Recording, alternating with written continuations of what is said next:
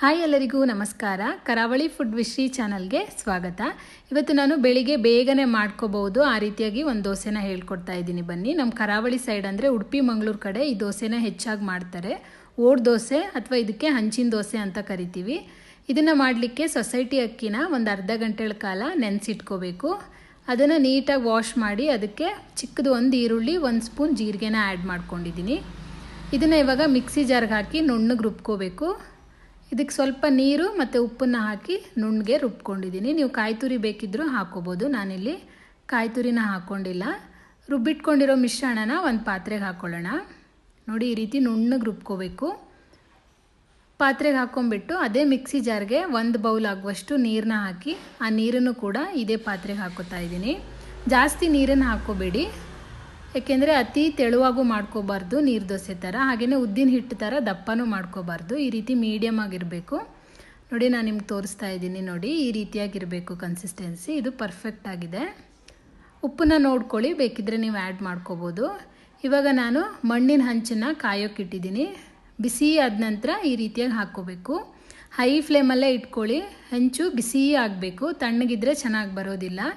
ಬಿಸಿ ಆದ ನಂತರ ಈ ರೀತಿಯಾಗಿ ಹಾಕಿ ಒಂದು ಲಿಡ್ಡನ್ನು ಮುಚ್ಚಿ 1-2 ರಿಂದ 3 ನಿಮಿಷ ಆದ ನಂತರ ಲಿಡ್ನ ಓಪನ್ ಮಾಡ್ತಾ ಇದ್ದೀನಿ. ಹೈ ಫ್ಲೇಮಲ್ಲೇ ಇತ್ತು.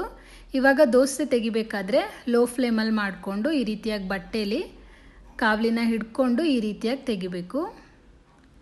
ತುಂಬಾ ಬೇಗ ಮಾಡ್ಕೋಬೋದು ಬೆಳಿಗ್ಗೆ ತಿಂಡಿಗೆ. ಹಾಗೆಯೇ ತುಂಬಾ ಸಾಫ್ಟಾಗಿ ಬರುತ್ತೆ, ತುಂಬಾ ಚೆನ್ನಾಗಿರುತ್ತೆ.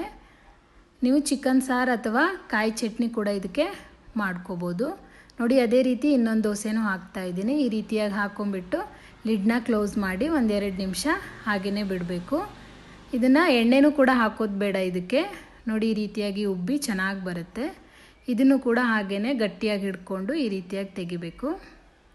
ಇದೇ ರೀತಿ ಎಲ್ಲ ದೋಸೆನೂ ಮಾಡಿ ನಾನು ರೆಡಿ ಮಾಡಿ ಇಟ್ಕೊಂಡಿದ್ದೀನಿ. ಇವಾಗ ಇದನ್ನು ಒಂದು ಪ್ಲೇಟಿಗೆ ಹಾಕ್ಕೊಳ್ಳೋಣ. ನೋಡಿ ಎಷ್ಟು ಚೆನ್ನಾಗಿ ಬಂದಿದೆ ಅಂತ. ಬಿಸಿ ಬಿಸಿ ಆಗಿರುವಂತಹ ಓಡ್ ದೋಸೆ ಅಥವಾ ಇದಕ್ಕೆ ಹಂಚಿನ ದೋಸೆ ಅಂತ ಹೇಳ್ತೀವಿ, ರೆಡಿ ಆಯಿತು. ಇದಕ್ಕೆ ಕಾಂಬಿನೇಷನ್ ಆಗಿ ನಾನು ಫ್ರಾನ್ಸ್ ಗೀ ರೋಸ್ಟನ್ನು ಮಾಡ್ಕೊಂಡಿದ್ದೀನಿ. ನೋಡಿ, ದೋಸೆ ಎಷ್ಟು ಸಾಫ್ಟಾಗಿ ಬಂದಿದೆ ಅಂತ. ಈ ರೀತಿಯಾಗಿ ಬರುತ್ತೆ ದೋಸೆ, ತುಂಬಾ ಚೆನ್ನಾಗಿರುತ್ತೆ. ನೀವು ಬೆಳಿಗ್ಗೆ ಬೇಗನೆ ಮಾಡ್ಕೋಬೋದು. ಹಾಗೆಯೇ ಈ ರೆಸಿಪಿ ನಿಮಗೆ ಇಷ್ಟ ಆದರೆ ಲೈಕ್ ಮಾಡಿ, ಫ್ರೆಂಡ್ಸ್ ಮತ್ತು ಫ್ಯಾಮಿಲಿ ಜೊತೆ ಶೇರ್ ಮಾಡ್ಕೊಳ್ಳಿ. ಹಾಗೆಯೇ ಸಬ್ಸ್ಕ್ರೈಬ್ ಮಾಡ್ಕೊಳ್ಳೋದನ್ನು ಮರಿಬೇಡಿ. ಪ್ಲೀಸ್ ನನ್ನ ಚಾನೆಲ್ನ ಸಬ್ಸ್ಕ್ರೈಬ್ ಮಾಡಿ ನನಗೆ ಸಪೋರ್ಟ್ ಮಾಡಿ.